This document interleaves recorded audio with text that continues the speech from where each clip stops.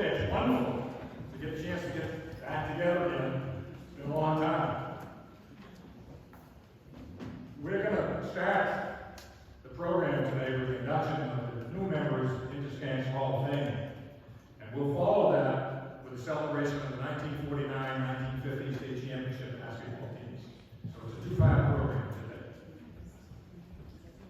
This particular class that's going into Schenck's Hall of Fame is extremely strong. I think all of us on the committee feel that way. They're ones that are sort of no-brainers. These are people that contributed a tremendous amount to Schenck and the community, and one of the strongest groups I think we've ever had. So, congratulations to all of them.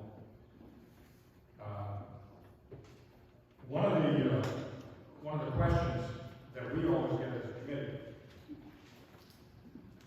stuff like that is a no-brainer. Why didn't you put it in the first class?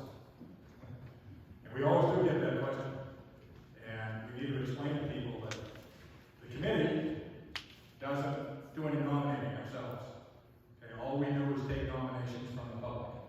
Somebody that has gone to school here, or somebody that lives in the area, actually somebody from away from one. They nominate, and we just take up the people that are nominated. So, for example, Gilly and Drew Heal were not nominated in the first class, so they probably would have gone right in, several of the others. But that's, to make sure that people understand that. Lady at the door, Louise Fisk, has nomination forms with her today. If any of you have any ideas, I know several of you are here for your reunions. Think about some of the people in your classes that have done outstanding in their lifetime. And if you think it is something worth nominating, put the name in, fill out what you can, and get it back into the office here at school.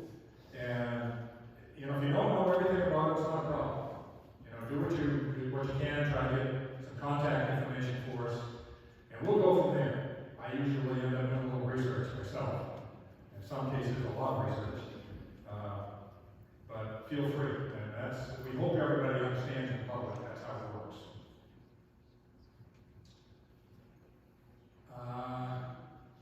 The guy up in the back there is Jake Whitehouse. Hi, Jake. Jake is filming our proceedings today, so I've got to be relatively good. If you have relatives that couldn't make it, or you have a family, or you're even here and you'd like to keep a copy of what goes on today, we can have some copies made. Where's Jesse? Okay, Jesse, would you stand for a minute? This is Jesse Page. Jesse knows about that computer stuff.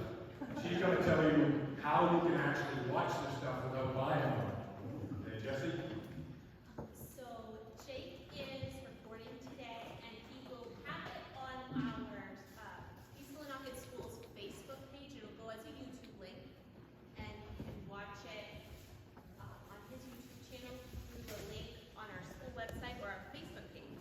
But if you would like a hard copy of a DVD, there are order forms right outside here, some pens, and just leave it in the tray. And how about that? If you would like a hard copy of a DVD, there are order forms right outside the door here. Just leave it in the tray, and in 3 or 4 weeks, I will mail you a hard copy. It'll have your name, the mailing address, and how many copies that you would like, and we'll be happy to get those to you by the end of summer. Thank you. Thank you, Jesse. Okay, let's get started with our program today. The first one today was actually already inducted back in 2019, but at that time she was not able to come to her ceremony. She's back here for her 50th class reunion, and we're very glad to have her here with us today. Her friend and classmate, Mindy McKenzie, is now going to introduce her to you.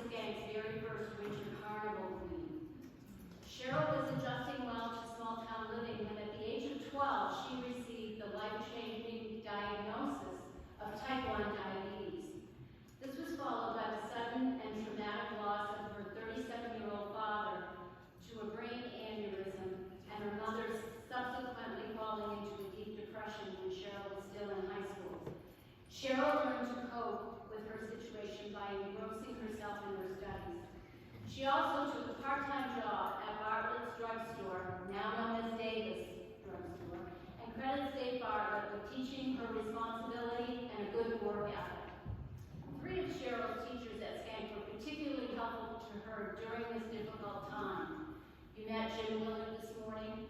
Jim Willard helped her evaluate and select colleges to apply to.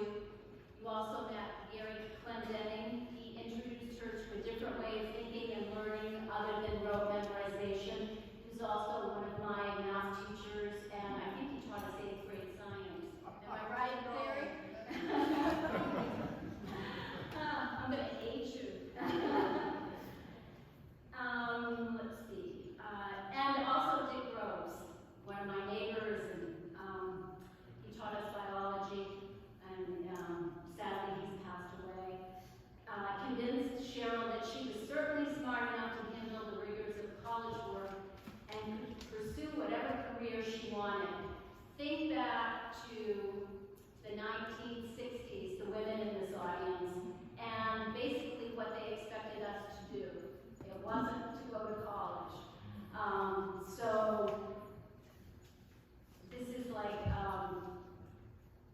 really neat when your high school teachers are not just encouraging the boys to go off to school,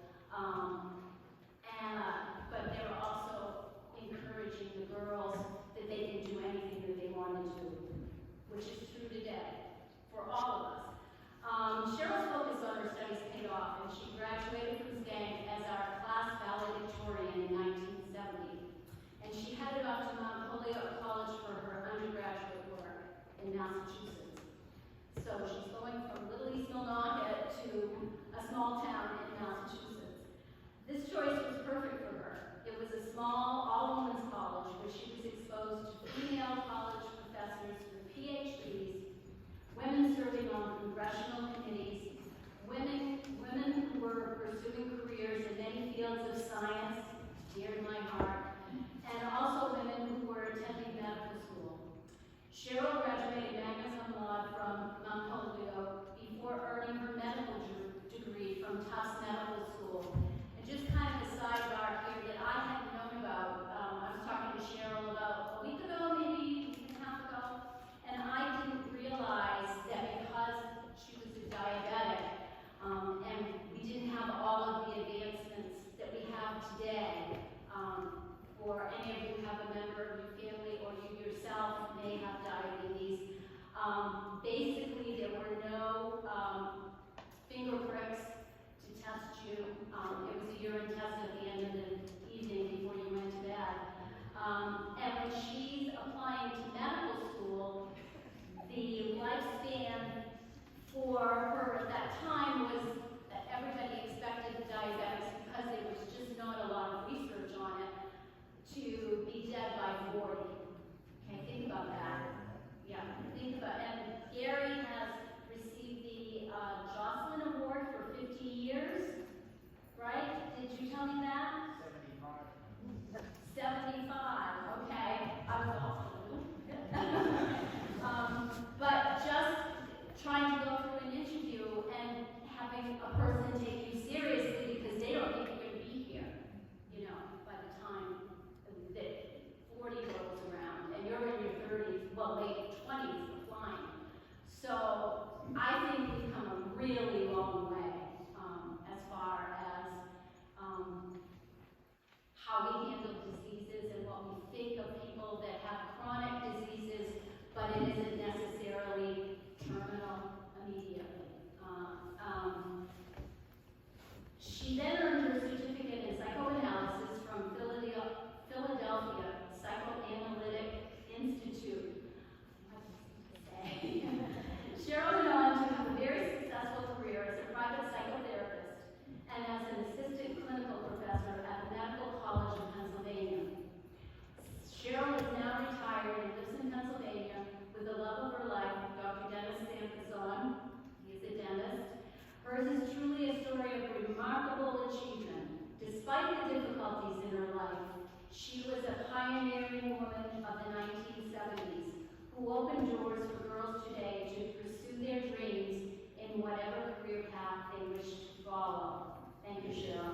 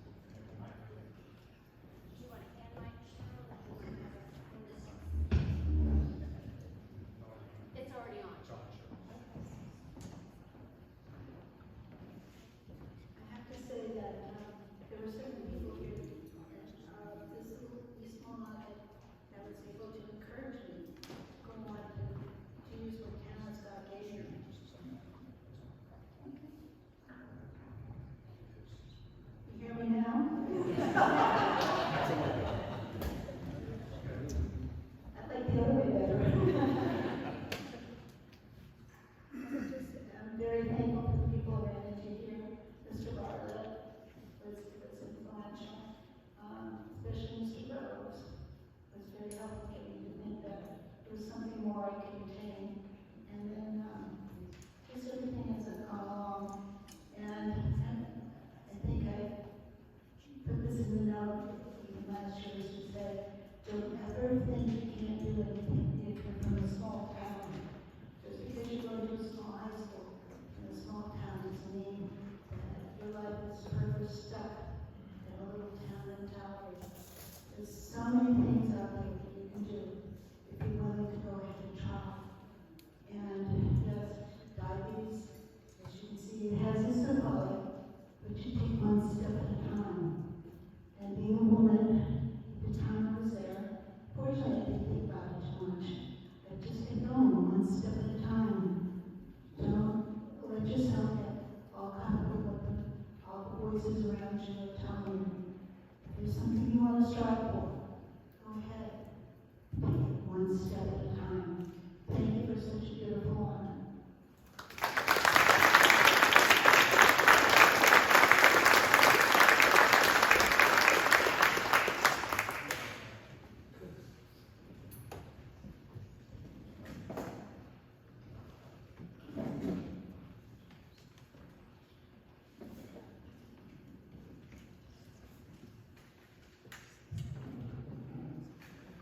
Wonderful message. Thank you, Cheryl, very much. Very inspirational for you.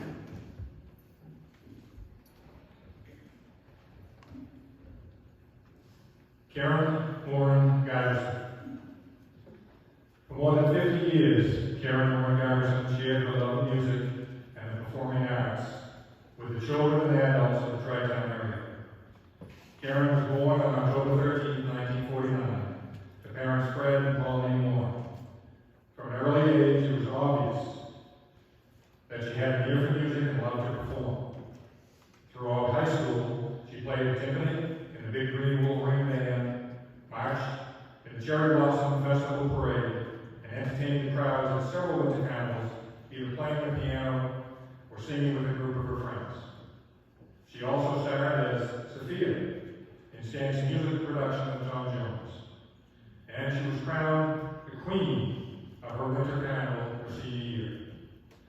Karen's natural athletic ability and bubbly personality made her an outstanding cheerleader and allowed her to keep a close eye on a certain star basketball player. That player was Charlie Madison, the love of Karen's life. She and Charlie married after high school when she had 49 wonderful years together. Karen's greatest passion and joy in life was her family. Her beloved Charlie, her sons and their wives, Kevin and Tracy, Eric and Nakima, her 4 grandchildren, and 2 great-grandchildren. Karen's other great passion was sharing her love of music, which she did throughout the Tri-Town area.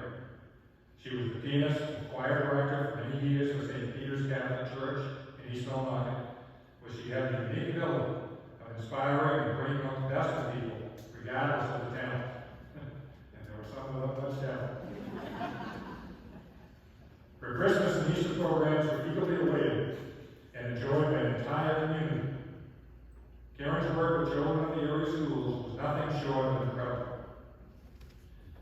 She was the music director of both Schenck and Stern's fall musical productions, the accompanist for the high school, junior high, and middle school productions, show choirs, and an accompanist and music director for the summer theater musicals. She was also the regular pianist for winter carnival and graduation, and often played for weddings, funerals, and other special occasions. However, Karen was not just the accompanist or music director to many of the kids who gravitated to her warm smile and generous, loving heart. To them, she was Mama G, a second mother who cared about each and every one of them personally, their hopes, their dreams, their difficulties. When Karen passed away in 2019, Stearns High School had an entire wall commemorating her accomplishments, and Schenck High School during its centennial celebration had a special tribute highlighting Karen's life and career. Karen Garrison, or Mama G, was a very special woman whose legacy will long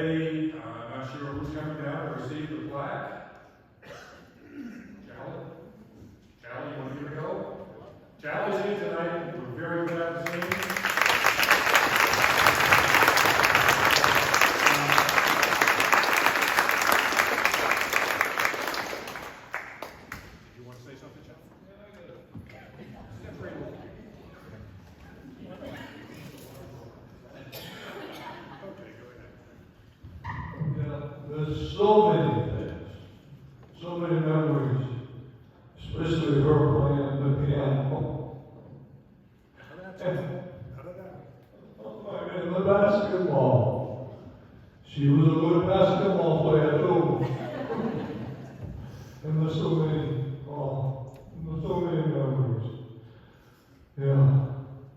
Good old man. Yeah. Everybody here knows. She was a beautiful lady. After all.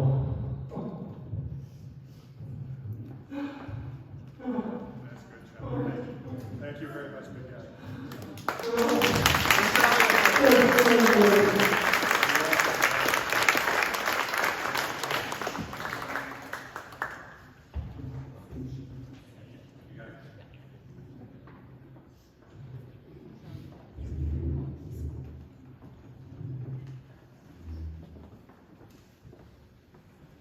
Thank you, Charlie. Great job.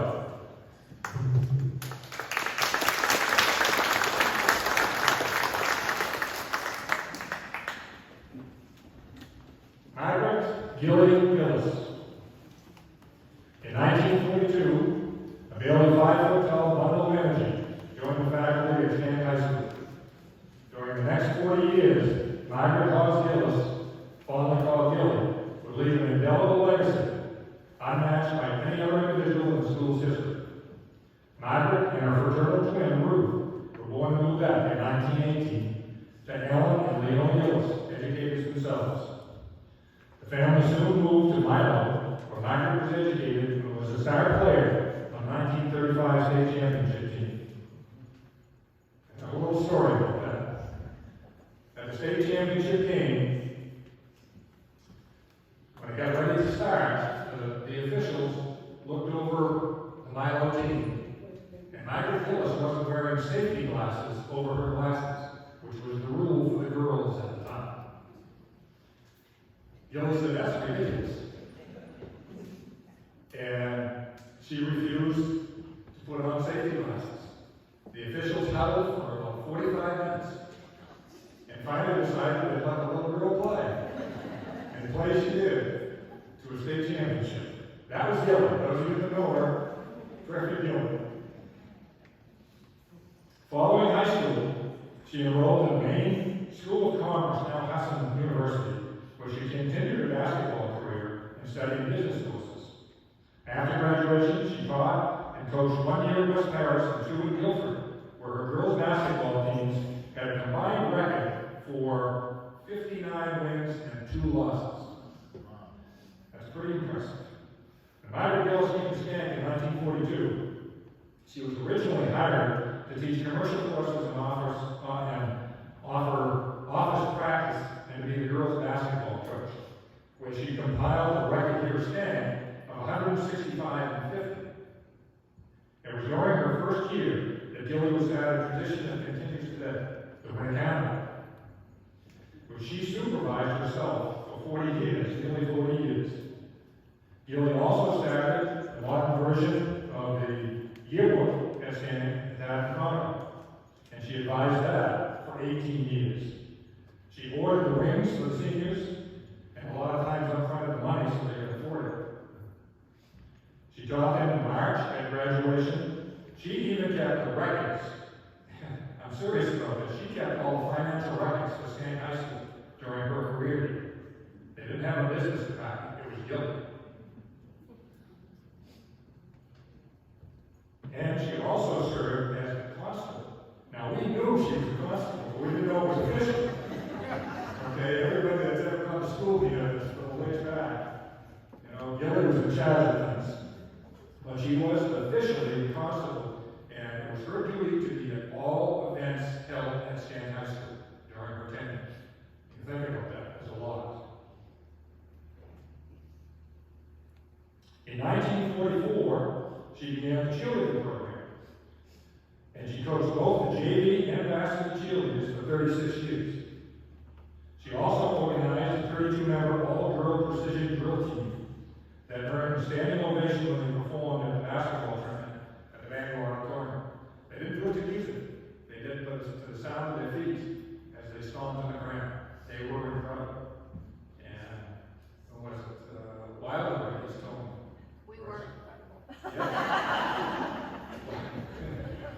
Wiley said, I wasn't good enough to make the cheerleading squad, so Gilly came up with this other thing for us to do. And Gilly, the drill sergeant that she was, made them perform, and they were good. And actually, it was Gilly who taught the Big Green Wolverine Band to march when they were chosen to perform at the Cherry Blossom Festival in Washington, D.C. in 1967. When the new Schenck High School was built in 1957, this one that we're at now, Gilly took on a new challenge. And she started the girls' physical education program. Before that, there was no PE for girls. Okay, in fact, there weren't a lot of things for girls. She went back to school herself to get a bachelor's degree in physical education so that she could teach phys ed. And for the rest of her career, she did.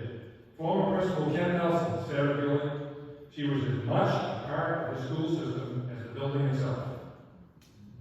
She was the first to meet students each morning and would famously tell each of them as they entered the building, wipe your feet and take off your hat. And we all remember that. Right, Eddie? Yes. In 1980, this gymnasium was named in her honor. And Gilly's own words sum up best her career. She said, this dedication to the gym will be what my whole life's work was for. It was where I spent the best and happiest hours of my life doing what I loved the most. In addition to the gym dedication and her selection to the Schenck Hall of Fame, Gilly was also honored by Husson University when she was inducted into their Hall of Fame in 1988 for her lifetime commitment to women's athletics. Gilly, by the way, was one of the best amateur female golfers in the state of Maine for a long, long time. Her other passion, when she got out of here in the summer, she spent every day on the golf course. Rain or shine, Gilly was on the golf course. And she was, at one time, she was a 6 handicap. She's a very, very good golfer.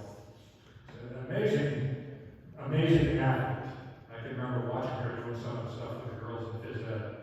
And watching her on the trampoline over here going to the ceiling. She was an incredible lady.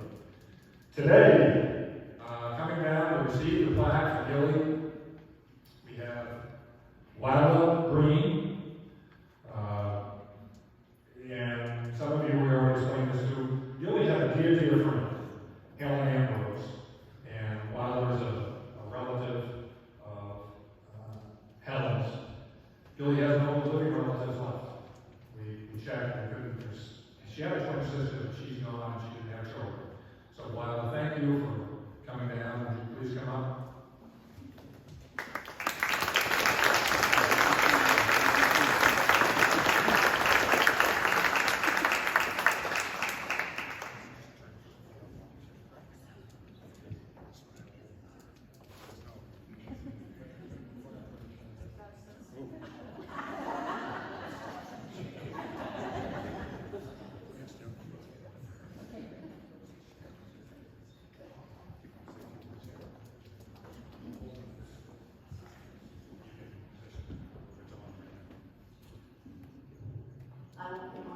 As they said, I am a descendant of the Ambrose Buckler family who adopted Gilly, or Gilly adopted us. We really never figured it out.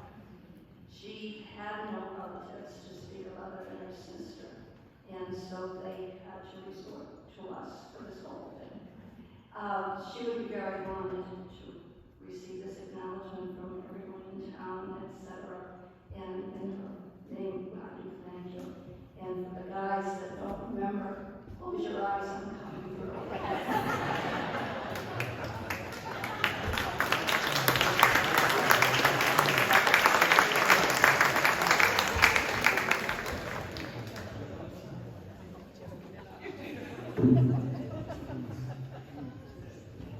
For those of you that don't know what that meant, I'm not going to tell you.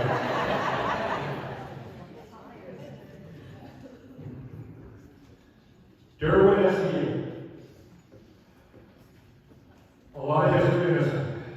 Shortly after his birth in LaGrange in 1906, Durwood Heal's family moved to the new mill town of East Maine. His parents were Ross and Emma Heal, and they ran one of the first businesses downtown in what was called the Redmond block of Main Street. They sold both groceries and dry goods, one of them at one end of the store and the other at the other end.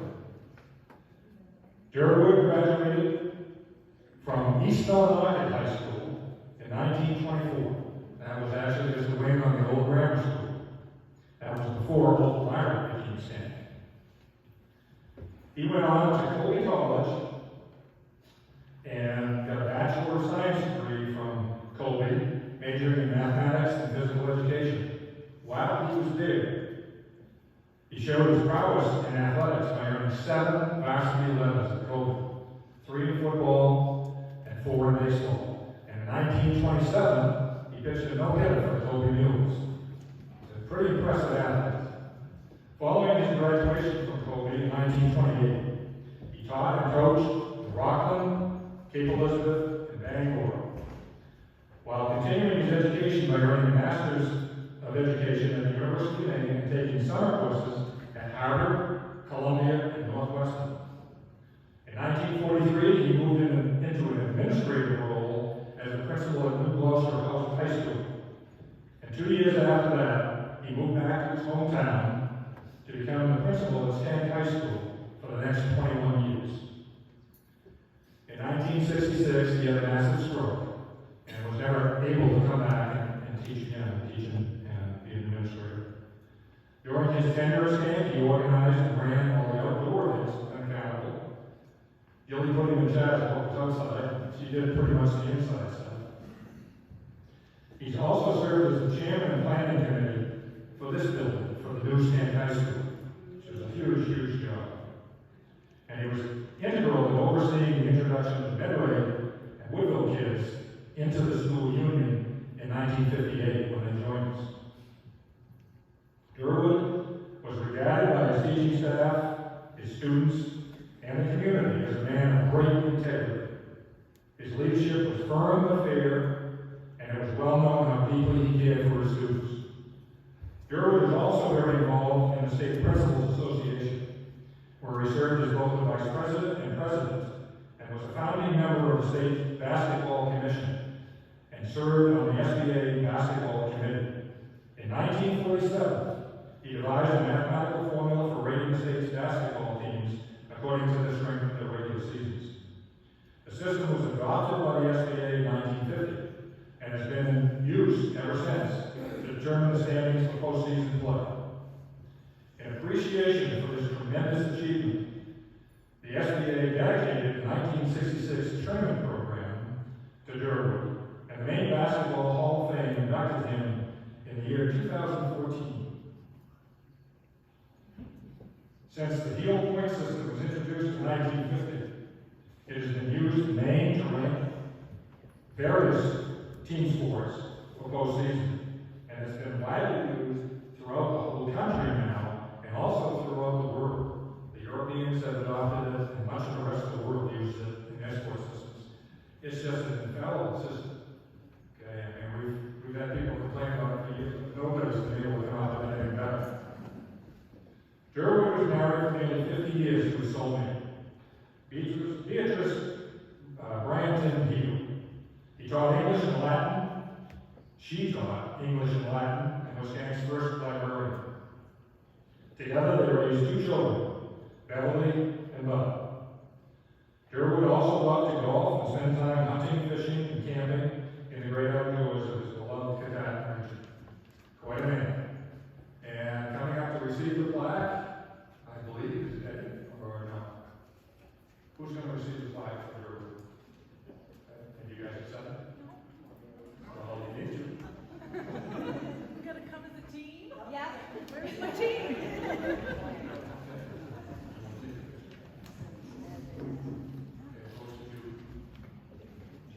Yep. Yep, you guys. Have you got enough room to get a show? Get a picture?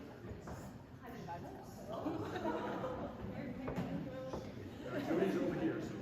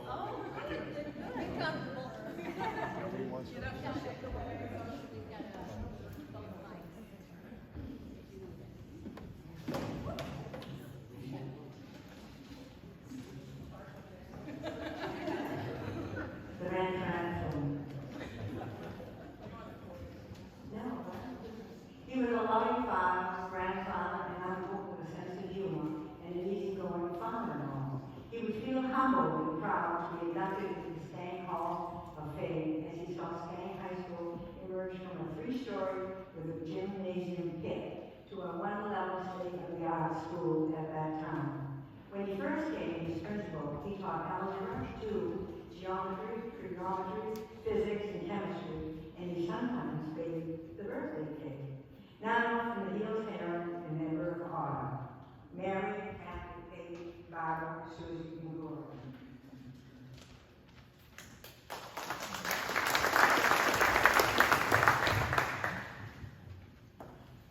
Well, I have to tell you that when Betty called me up and asked me if I could share some remarks about Uncle Derwin, she said, well, don't say anything about the heel points, because everybody knows about them.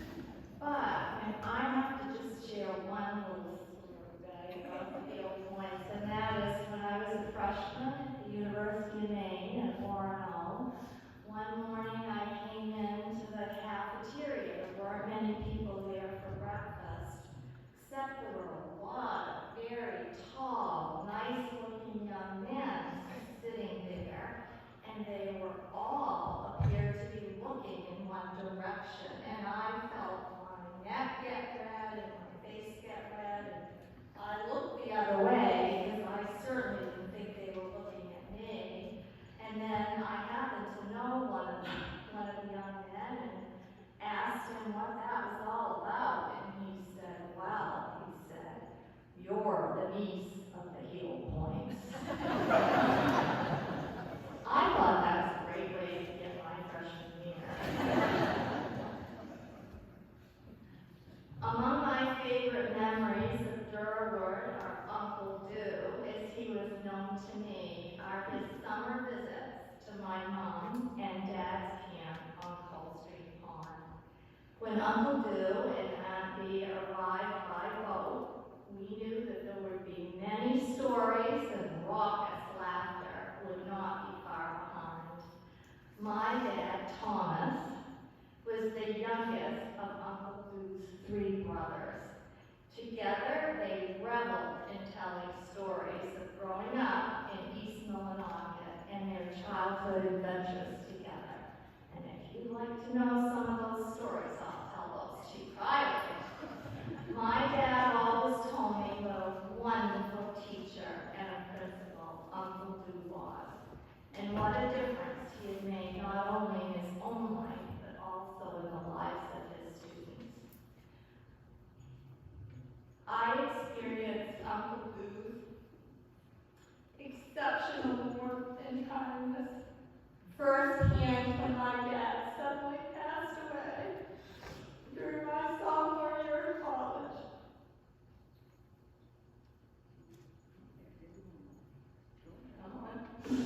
During the time afterwards, Uncle Du would make it a point to regularly visit me, just to talk with me and listen to me. I've always remembered his kindness and support which he provided, and the difference that his caring made during that exceptionally difficult time. It's truly wonderful to see the East Millinocket community recognize Uncle Du and the impact that he had on this community, as well as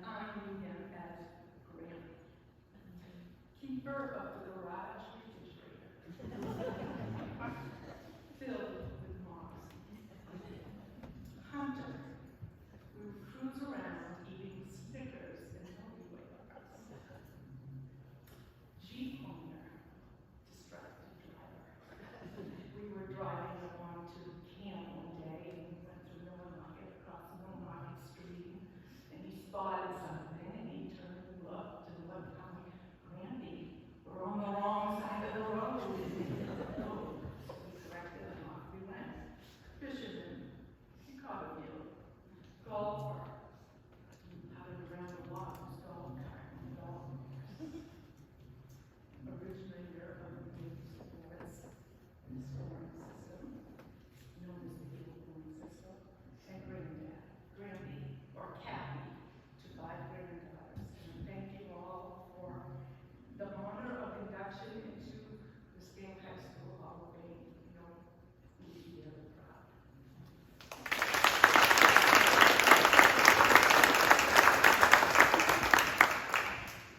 All right, I'm out of order here, reading a couple of others.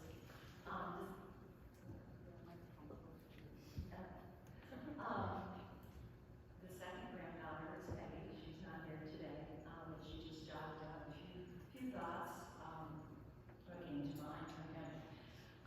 Those eyes, steely blue, crinkling at the sides with his ready smile, tossing me into the back of his Jeep, CJ, reaching for a sarsaparilla soda at Mountains Bar. So it seems he had a suit too. Snickers, Mountains Bar, and what was the Milky Way? Casting a line for another white perch, not principal peel or a great mathematician, just great.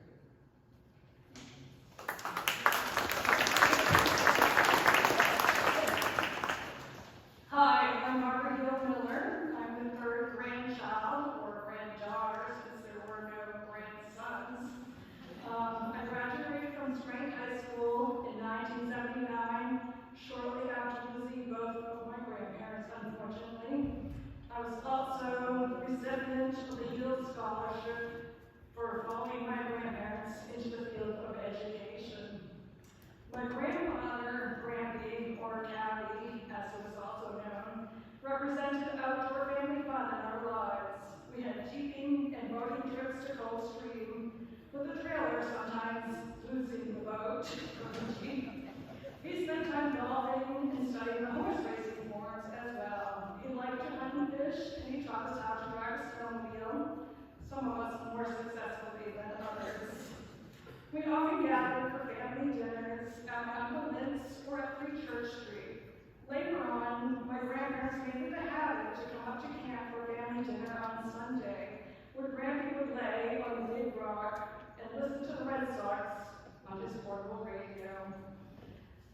Each week after dinner, he would announce to my mom, "Betty, this is the best meal I've ever eaten." We have many fond memories of our grandfather. It is a great honor to have him inducted into the Schenck High School Hall of Fame.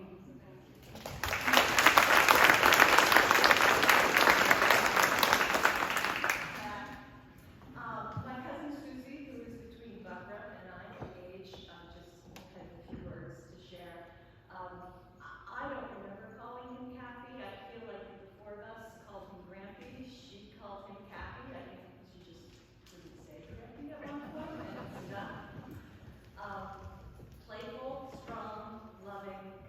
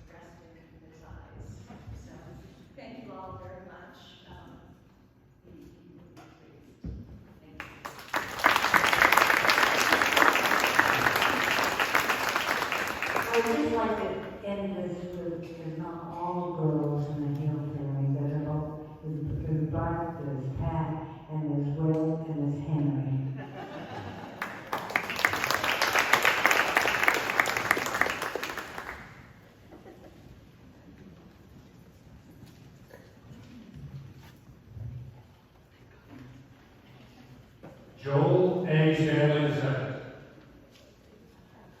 Joel Stanley, the son of proud parents Lori and Joel Stanley of Redmond, is a 2001 graduate of Schenck High School. He's actually the youngest person that we've inducted into our Hall of Fame at this point. When he was in high school, he took a full load of college-level classes and was also a welding student at the Northern Penobscot Tech 3 during his junior and senior years. Joel excelled at both. He was a 4-year honor roll student and was selected for the National Tech Vocational Honor Society. Talking with several of Joel's former teachers, the consensus was the same. A wonderful student, kind and caring with his classmates, a hard worker who always did his best. Joel's kindness, humility, and genuinely friendly personality was not lost on his classmates at Schenck High School, who voted him Winter Carnival King his senior year. David Hartley, Joel's welding instructor at Region 3, said of him, "Joel is a world-class welder, with many medals and accomplishments to prove it." Joel won 2 gold medals in Maine Skills USA Championships, and at the National Skills USA in Kansas City, he placed 11th and 3rd in the Nationals. And with that, that allowed him a chance to compete in the U.S. Open Weld Trials, where he finished 4th in his first year, and he won the championship, national championship, his second year. He also competed in the World Skills Competition in Helsinki, Finland, finishing 5th against 50 other nations. So I guess he was a world-class welder. After high school, Joel continued his education at East Maine Community College, earning his associate's degree in precision metal manufacturing. Joel has been very generous with his time and expertise, serving on the NPT Region 3 Welding Technology Committee and mentoring students and serving as a judge and advisor for the Skills USA program. He was inducted into the Northern Penobscot Tech Region 3 Wall of Fame in 2008. Joel began his own career at Fasco Fabrication Incorporated in Lincoln, Maine in 2003. He started as a welder where he quickly excelled and moved to the top-tier position through his abilities, his work ethic, and his positive company loyalty. He was promoted to Quality Control Inspector, passing multiple weld inspection certifications, and was instrumental in developing a training program for welders of all skill levels, beginners to advanced, educating, training, and mentoring them to further their abilities in the welding trades. Joel's current responsibilities as a quality control manager include all aspects of the welding program, ensuring strict compliance with code requirements of Maine National Boards of Oil and Pressure Vessels and the American Society of Mechanical Engineers. Alan and Scott Smith, principals of Fasco Corporation, said, "Joel is a teacher at heart and truly enjoys working with people who want to learn the welding trade. He always has a smile on his face and a kind word for anyone, each and every day. He's the finest employee the company could ask for, and also one of the finest human beings. Currently, Joel lives in Lincoln with his wife, Crystal, and their 10 children. He was popping out 2 at a time. Seriously, 3 sets of twins. Okay? And that's where Joel is today. He's spending the time with his family because he doesn't get a chance to do it very often. Joel and Crystal, the teacher herself, are working together now to open their own specialized welding school as he continues with his work at Fasco. So he's doing both things now. He's extremely busy. I had Joel as a student myself at Redmond, and everything that's written here is true. One of the nicest, most wonderful kids I've ever had. To receive his plaque tonight, proud mama, Lori Stanley.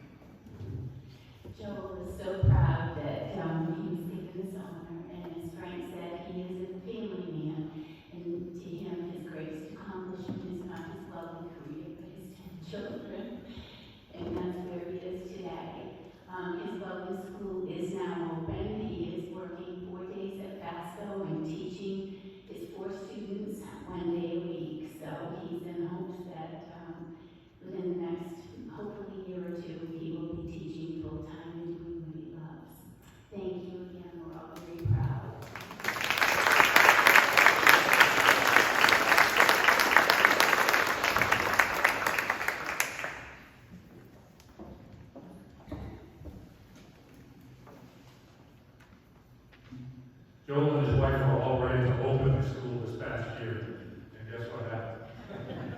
You know, we all know things got pushed a little to the back. Our final inductee this morning as part of the program, Donald Nesbitt, young fellow right over here.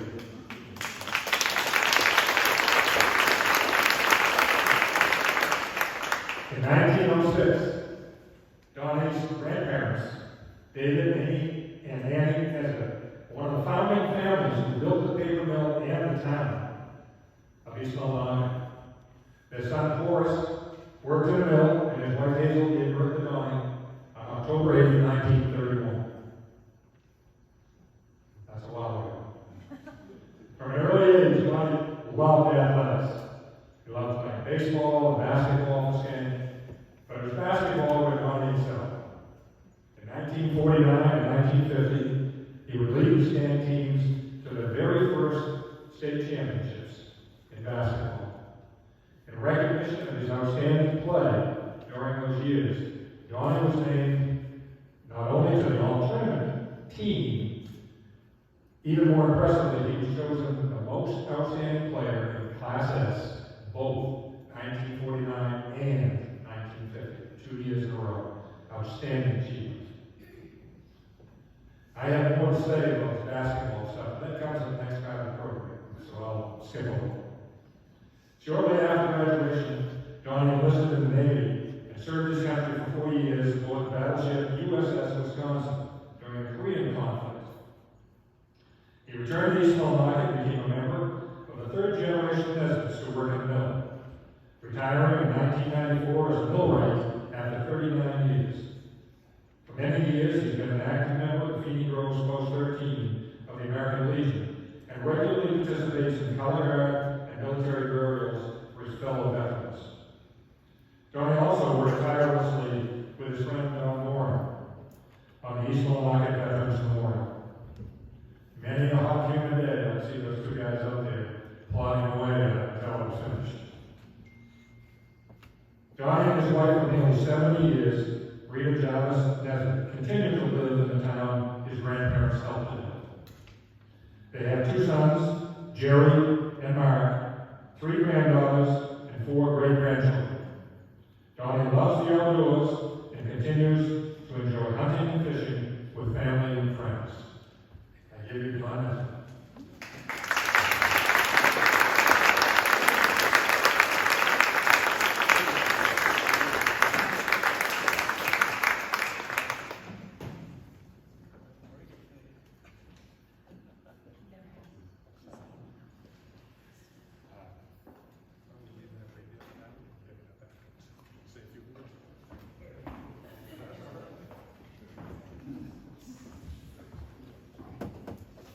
First of all, I'd like to thank the nominating committee which nominated me for this great award. I'm very proud to accept it, and I will cherish it probably the rest of my life. Thank you very much, and I want to thank Frank, who is instrumental in getting all the information he got on my highway, and I know darn well I can't even go in with the load even know what I did. Thank you very much, and God bless you all.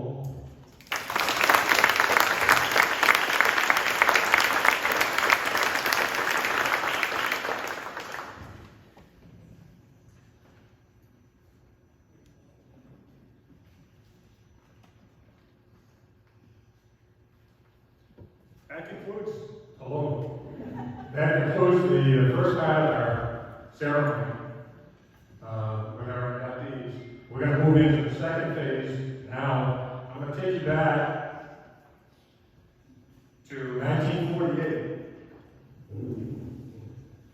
The war had barely been over for 3 years, and the winters here were long and cold. Most towns in Maine at the time had their own little schools.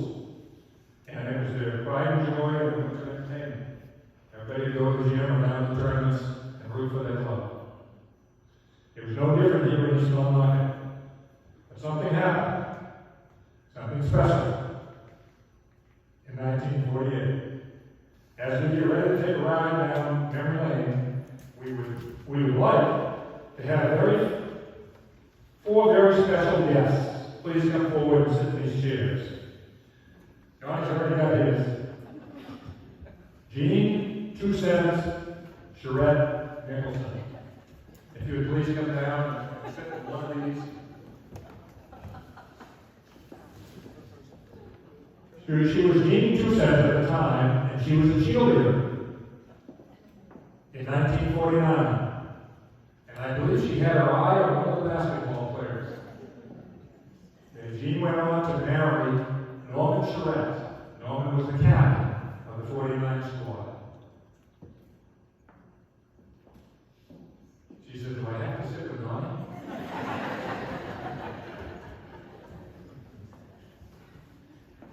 Elizabeth Dunphy Crosby. Liz, would you come up and have a seat, please?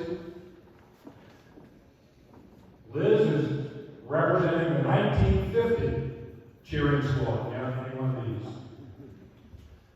And Donnie, excuse me, Donnie Moran. I get the dog mixed up so fast. Donnie Moran, if you come up. And actually, Judy, take a left or right, whatever it is. Donnie, let's head you right over there. Okay, you get comfortable on the bench.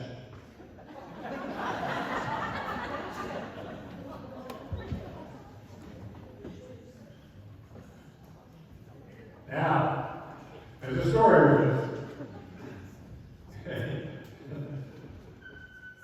When I was talking to Donnie Nesbitt, and I'll say this is, for me, as a former student here and a former athlete, to sit down with these two stars from 49-50 and listen to them talking about their basketball history, it's been a huge pleasure for me. And I can tell from them, by the light in their eyes when they talk to them, that it brings back a lot of memories to them as well. Now, the other day, I was at Donnie Nesbitt's house, and I said, Donnie, you want to go down to Donnie Moore's and practice singing the school song? He's going to be playing it on the piano. And he says to me, no. He said, I can move my lips, but I ain't singing. He said, and he started to laugh. And I said, Donnie, why are you laughing?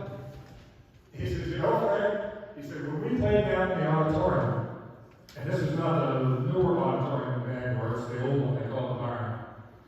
So there's a room up above the court that the teams that weren't playing at that time could go and get ready for the game. Just sort of sit around. Well, there happened to be a piano in that room. And the Schenck boys would go up, Tonto they called him, would sit down at the piano. He does not play music that he reads. It's all from ear. So he didn't need any music. He'd sit down and start playing the tunes of the times. And the boys would all start singing. Well, one day when they were doing that, the door burst open. And who is it? Durwood Heel, the principal. The Principals Association, they used to have a table where they would sit, and watch the games and preside over everything. Well, he looked down the way and said to Durwood, there's some kind of racket going on upstairs. Go take care of it. So Durwood went upstairs. He opens the door, comes in, takes one look, sees the boys around the piano singing. They weren't raising that. They were just having a good time. He took one look, turned back around, went out the door and closed it. And they kept that going. Donnie Bolton used to tell me that's how they got loose for the tournaments. So we credit Donnie's plan. Now, at this time, get you guys ready for a trip down memory lane through the tournament. Donnie's going to sing the old fight song for us, but we need some help. Now, a lot of you have the words. If you didn't get it, there are many folk around here. Betty, Belle, Mindy, Judy, Louise, Paula, Larry, you say what comes into? Norma, how about you? You know it, because till 66. So we had to do it on freshman sophomore year.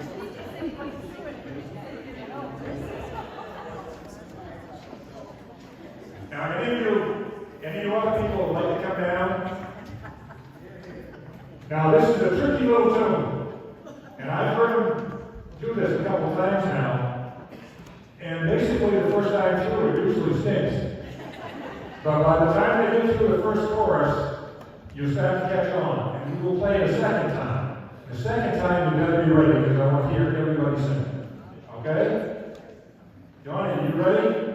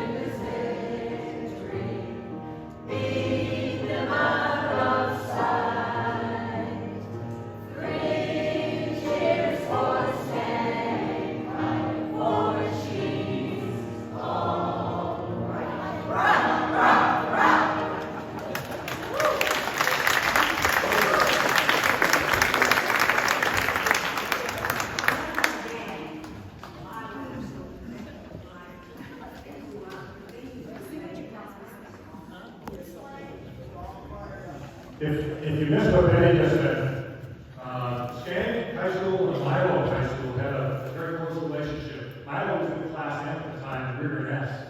And since Schenck was too small really to have a band at the time, Milo used to play our fight song while we sang.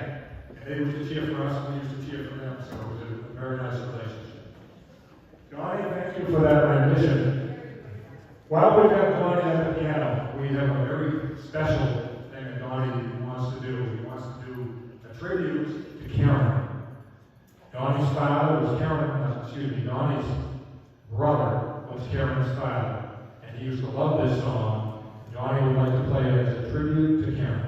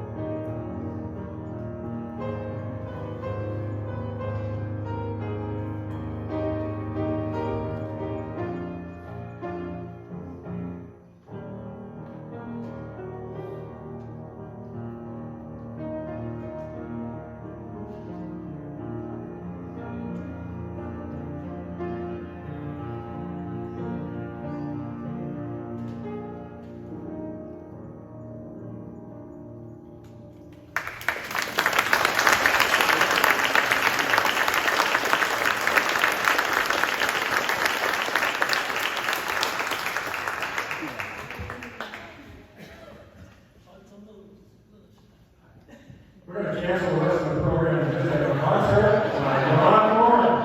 Hey,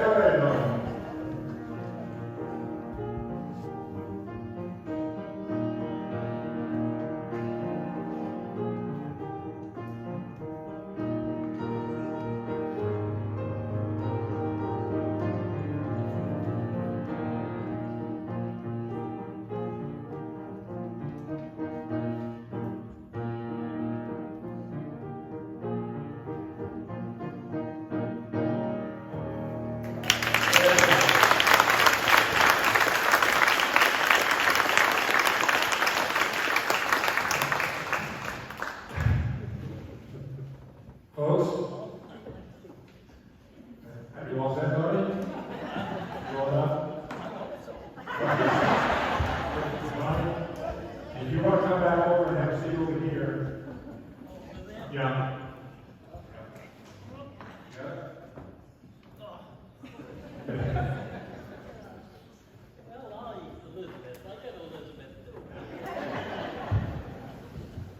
Back in the day when Roddy was working in the mill, I heard from his neighbors in East Illinois. Donnie get through in the mill, maybe go down and have a couple beers at the pub. And then he'd come up, his piano was on his porch in his home. And he'd sit down and start playing the piano. And everybody in the neighborhood would come sit around and listen to Donnie play the piano. You see why? I mean, he just makes those things sing. Thank you very much, Donnie. Great job. Now that Donnie's got us in the mood, I'd like to introduce you to the teams and take you back in time to let you know how the boys won their first state championship. Coach Paul Redmond had arrived in the 1947-48 season. He was an excellent athlete himself at John Baptist High School and then later on at the University of Maine. He was a two-sport star in basketball and baseball. In his first year at Schenck, we had a strange situation. Schenck had 103 students that year. The cutoff between Class S and the medium-sized schools, Class M, was 103. So Schenck had to play in the medium-class schools, which was much tougher. There were much larger schools that they were playing against. They had a reasonably good record, and they got into a playoff with their buddies from Milo to go to the tournament. Milo was stacked. Milo had a really good team back then, and they beat them, so Schenck never made the tournament that first year. But there were some young pups on that team that would go on the next couple of years to show people what it was like to have a championship quality team. Strange enough, in the following year, the beginning of 1948-49 season, the population in the Schenck school dropped from 103 down to 80. I have no idea whether it was an epidemic or, for some reason people moved out of town, but it certainly put us in the Class S rating. Unfortunately for Schenck, they didn't change their schedule. In that time, they used to play regionally, whoever was closest. And most of the teams that Schenck was playing were Class M or Class L schools, with a few Class S's thrown in. They had, again, a pretty good regular season. They certainly were hard because they played all these larger teams. But nobody expected them to go too far in 1948 in the 49 year. Their team, the starting five on the squad, they're all pipsqueaks. There wasn't a player on that team over 6 feet tall. Donnie looks like a big man, but he's a 5'11" center. 5'11" center. Johnny Nesbitt was one of the forwards, and he was 5'9". Okay, however, he had the Nesbitt frog legs and could jump up the gymnasium. Okay, I was talking to Jimmy about that today. Jimmy played with me, and Jimmy used to jump center for us sometimes at 5'9". He could really leap. If you look at those pictures closely up there, you'll see Donnie shoot a layup in one of them. His hand is right up around the rim, and his sneakers are above the guy's knees next to him. The other players on that team, Captain Norman Schenck, known for his leadership abilities, was the other forward. Little Billy Boynton was one of the guards, and Gordon Moose Mayo was the other guy. Frank Markey was the key sixth man coming off the bench. And rounding out the team were brothers Gene and Francis Smith. Now, our caterer today, Clemente, her husband, Shirley, his father and his uncle were both on that team. Gene and Francis, his father and his uncle. Where's Cyril? There's the guy. I don't know how they didn't get any basketball ability. Glad you could make it. Rounding out the team was George Willett, who's still alive, but he lives on the West Coast and thought it might be a little too far to come for this. Desmond Curley, Walter Buddy Heel, who was going to become a star himself, but he was just a young pup at that time, and John Boyne. Managers were Charles Casey and Bruce Heel. And the cheer squad that year consisted of Margie Coffin, Gene Boyne, Teresa Nicholson, Gene Toussaint, right here, Gwen Crosby, and Joanne Hammond.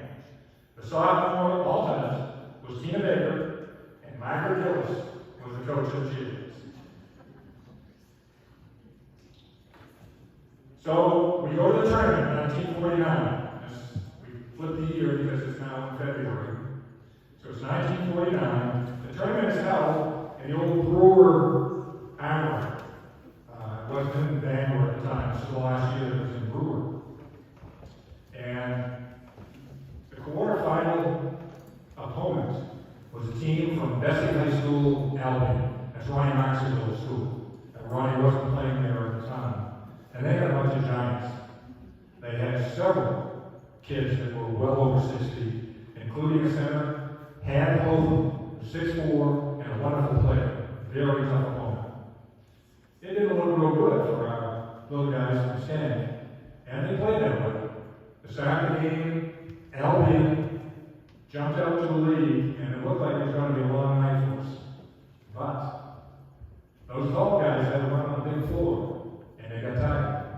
And the little guys from Schenck were in good shape, and they kept fighting from behind and stealing the ball. And finally, with 48 seconds left in the game, our pianist over here, Donnie Moore, got the ball down low, put up one of his patented hook shots to tie the game and send it into overtime. Now, in the overtime, Schenck got the upper hand. They're up by 4 points with 45 seconds to play. And fans were breathing a sigh of relief, saying, we got this one in the bag. Unfortunately, Bessie had other ideas. They took the ball down the court, fed it into their big man, Ed Hogan, and he laid it in to make it a 2-point game. Now, we got less than a minute to play. And all hell breaks loose on the court. They're scrambling all over trying to get the ball. Scank's trying to freeze it. The ball gets knocked loose, and little Billy Boyne picks it up. And they foul. 35 seconds left to go. Billy Boyne walks to the line. The crowd is going nuts on both sides. If Billy makes the shot, it's going to be a 2-point lead. The worst that can happen, we go to overtime again. If he misses it, the big guys are going to get the rebound. They're going to come down and have a chance to win the game. Donnie misses it. They scream his head off to Billy. Billy, don't shoot it! Because back then, you had a choice. You didn't have to shoot the foul shot. You could take it out of bounds instead. And Donnie figured, we take it out of bounds and we can kill off the 35 seconds. We got this one. Well, Billy didn't hear it. So he goes to the foul line and he drops it in. 2-point game. Albion comes down, gets a shot at it, but doesn't make it, and we get past the first round. That's the first round. Okay. Now, in the second round, we caught a break. We played a team called Winter Harbor. And Winter Harbor also had a big center who was an alternate player. And Cal Carver. Cal Carver had done very well in the quarterfinal game that they had won. But he got sick. And he got so sick he didn't play in this next game. What should have been a very close game didn't end up that way. When the center couldn't play, that unleashed this guy over here, Don Moore. He dominated the play inside, scoring 18 points, and he was helped out by another 10 points by the little guy outside, Mr. Nesbitt. Close game for half, but Schenck pulled away and went easily in the second half. So, lucky break for us, but hey, that's the way it goes. That takes us to the Eastern Maine Finals. In the Eastern Maine Finals, Schenck drew Stevens High School out of Blue Hill. They were the reigning Eastern Maine champs. They had a very fine ball. This ball game was tight, but Schenck actually got the edge. Got the lead up to 7 or 8 points. And the intriguing part of it was four of Schenck's starters fouled out. Now, we're not a very big school, and the bench isn't real deep. That left Johnny Nesbitt, thank God, on the floor, because he was at best ball game. And Frank Marquis came in off the bench. Frank Marquis really did a lot to save him in this game. Stevens crept back in the ball game. They kept knocking the score down. Schenck tried to freeze the ball, kept losing it. As it got closer and closer, Schenck never scored in the last 3 minutes of the game. Never made a basket. And Stevens kept coming. When the gun went off, Schenck was ahead by 3 points, and we had an Eastern Maine championship. Johnny Nesbitt, in that game, Johnny had 13 points, and Frank Marquis came off the bench with 12. So a real savior in that ball game. Now that sets up the state championship. The state that year was down in the Lewiston Armory.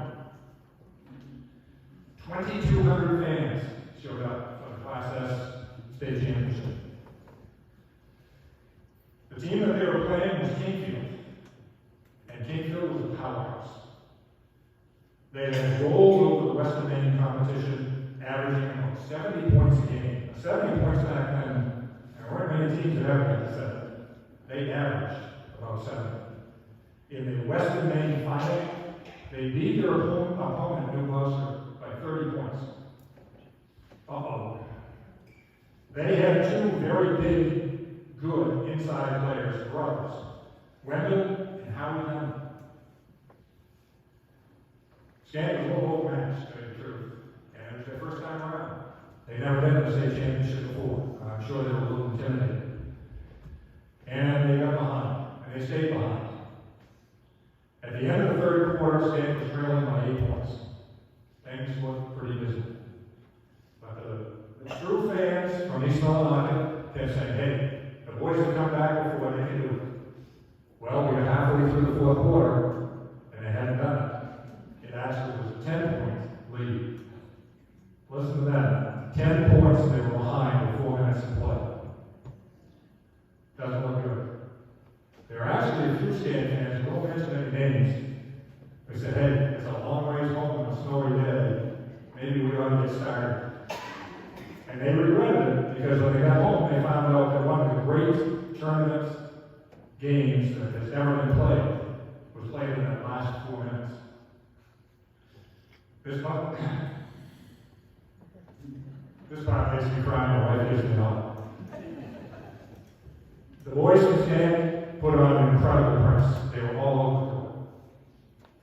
They'd come off from behind, the taller players, knock the ball away, stealing passes, whittling away at the lead. With less than a minute to go, guess who stole the ball? Johnny Nesbitt. Steals the ball, dribbles the length of the court, and lays in the basket to put him ahead. Okay, less than a minute to play. They've never led any other time in the game. Unbelievable. You know, the people that had left when they got home, they couldn't believe it happened. They said, how could you do that? 10 points behind us 4 minutes ago. And they did. What a wonderful celebration followed. You could imagine the bedlam on the court when that ball game was over. East Millinocket fans came pouring out, hugging the boys. I don't know if anybody here that was there at that game. Yeah, we got some here. It was pretty chaotic, wasn't it? Okay, back home, the Chamber of Commerce put on a big banquet at the municipal building. They had speakers. George Pembroke came down from Stern, Sam Cezak, coach at the University of Maine, came up and spoke. The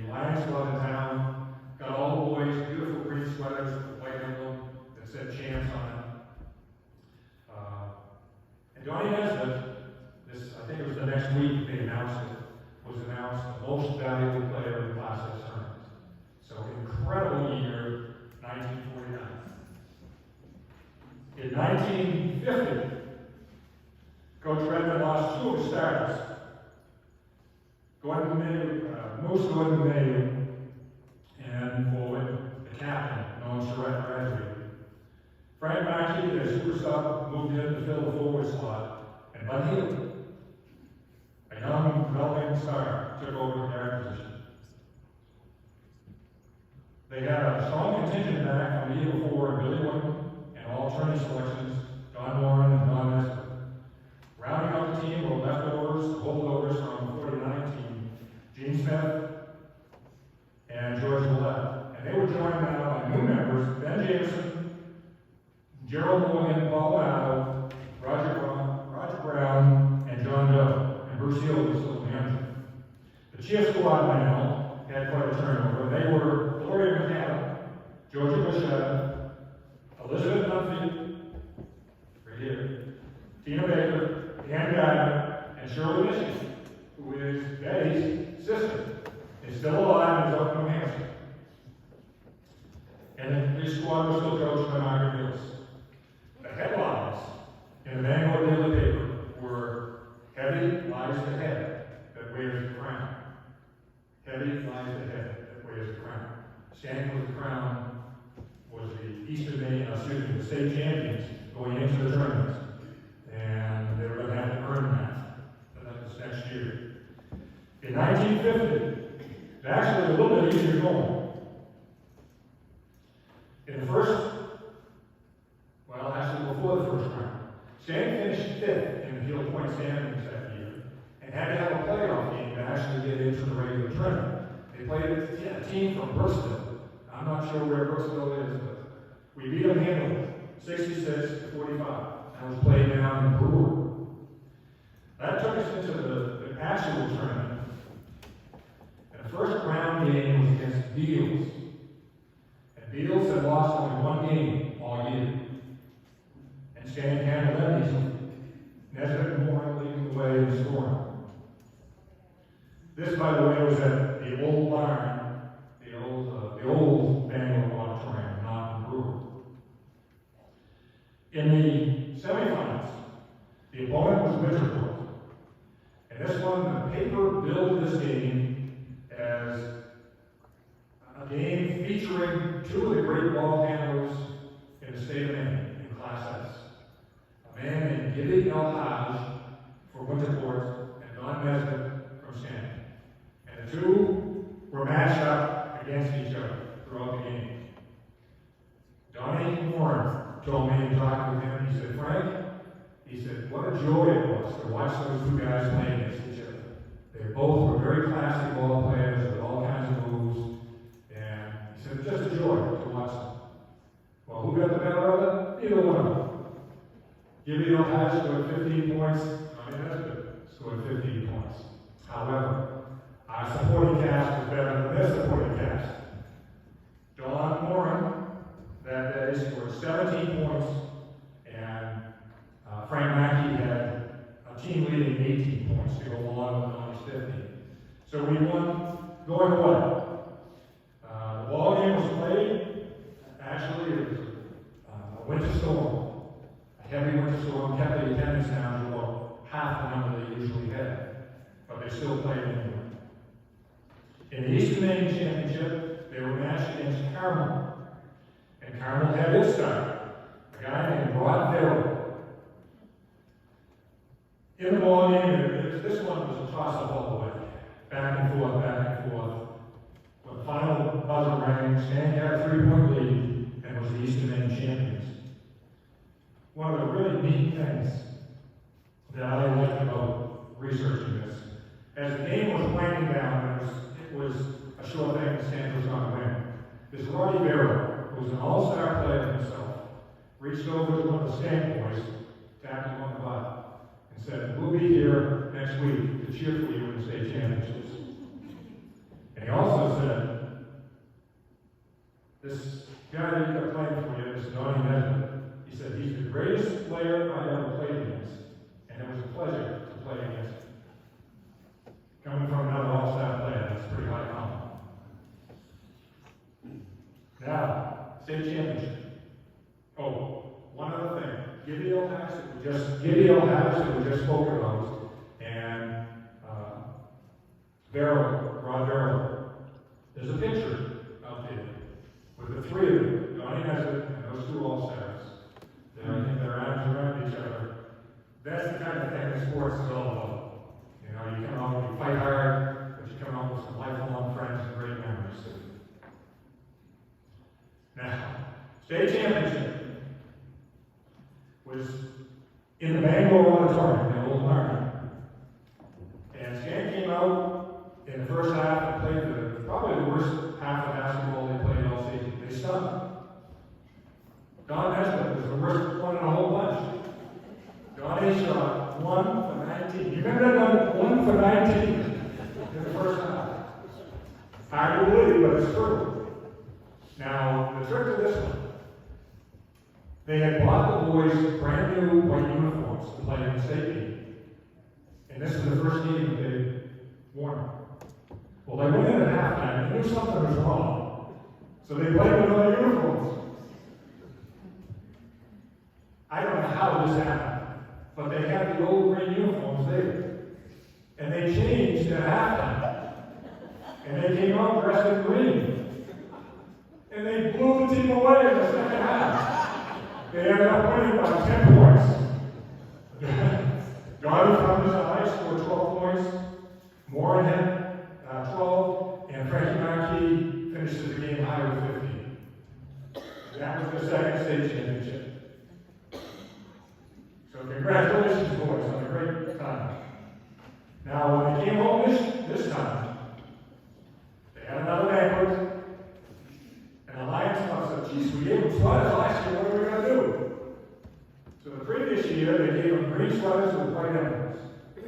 So they switched it around. They gave them white sweaters with green emblems the second year, right? Okay. And the other thing that they did that was sort of neat, Mel and I had a really good team that year as well. Gussie Folsom was one of their star players. And on the way to the state championship game, there was a camera at Bangor.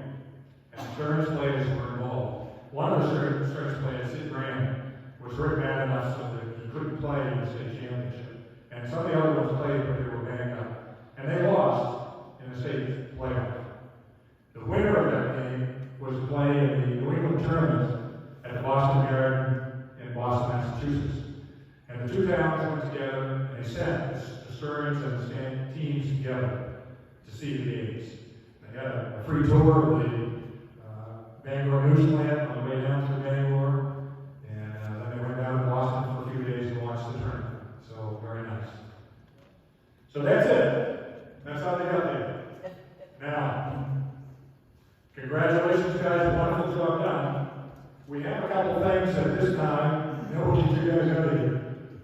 If Principal Justin Page would come up, we would like Don Warren and Don Nesbitt, the two basketball players from that era, to come right out here, right out front.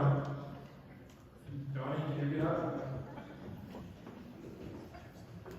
No, it's so easy to go 90 years old.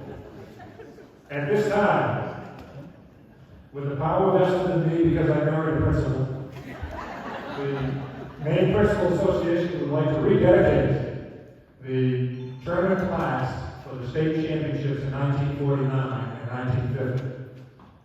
So Justin, if you would please, why don't you give the 49 one to Don Moore and the 51 to Don Nesbitt, and then the three of you, if we could get a little picture. Okay. Guys, Donnie, camera's right over here. Okay.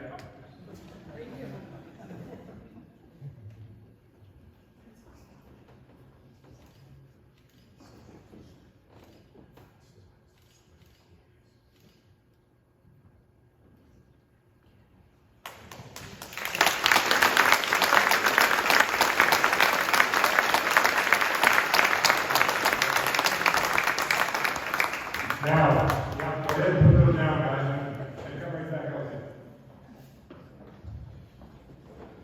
Right back to your position. I have to be firm with Donnie. When we were working on the piano stuff, he said, I'll play for you, Frank, But the piano is going to be in the bucket. That's where I play. Is that right? He said when he got done playing, he said, well, he'd do his hook shot. Okay, his patented hook shot. Anyway.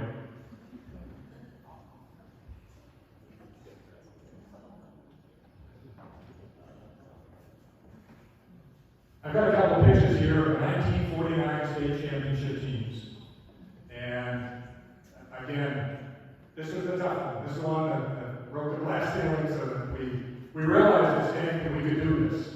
And it's because of you guys that we got an opportunity to think that way.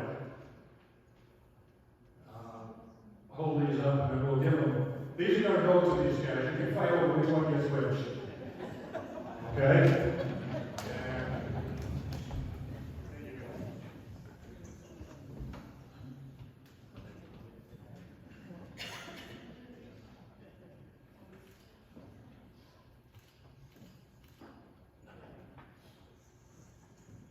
You guys take those home.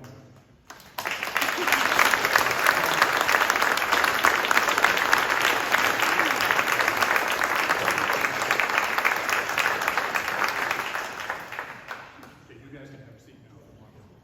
Unless you want to talk. Johnny says, let's play a few more tunes. Just kidding. Just kidding.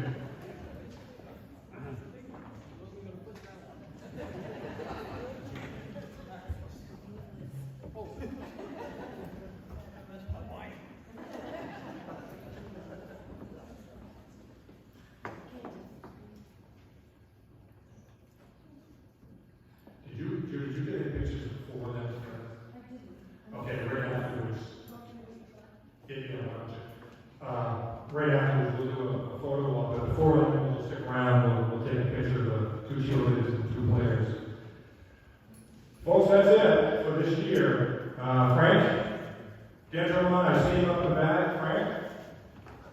Frankie. Oldest man in the market. Welcome back, welcome. Frank is a big basketball fan. I get a lot of information that I have about basketball from him.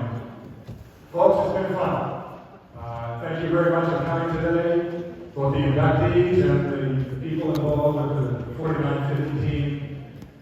If on your way out, you get a chance, I believe the auditorium is open. If you haven't been in to see what they've done for work in there, you've been away for a while, you should take a tour.